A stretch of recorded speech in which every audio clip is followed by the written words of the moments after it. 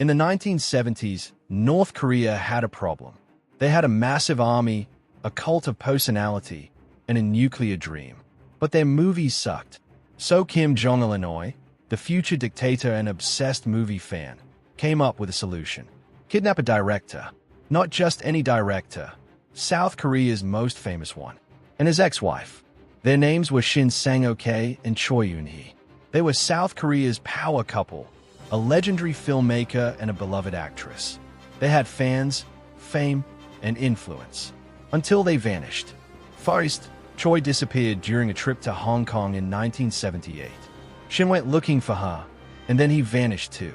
No ransom, no leads, just gone. But they hadn't vanished. They had been kidnapped by North Korean agents and taken to Pyongyang. Why? Because Kim Jong-il loved movies. He had a private collection of over 20,000 films, memorized scenes line for line, and believed North Korea's cinema was too boring to inspire loyalty. So he wanted professionals.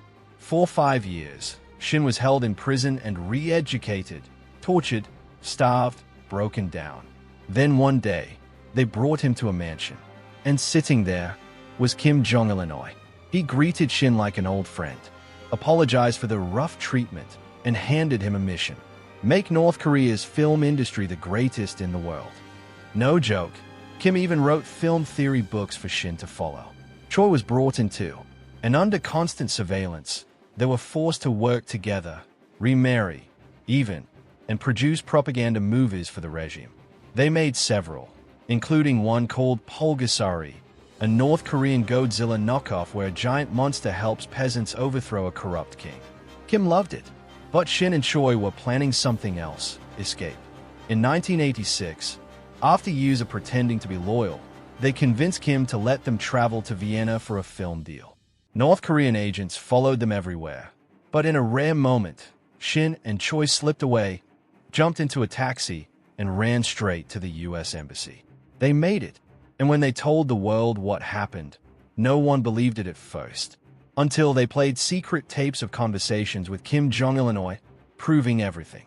They later moved to the U.S., kept making films, and told their story over and over. But think about this.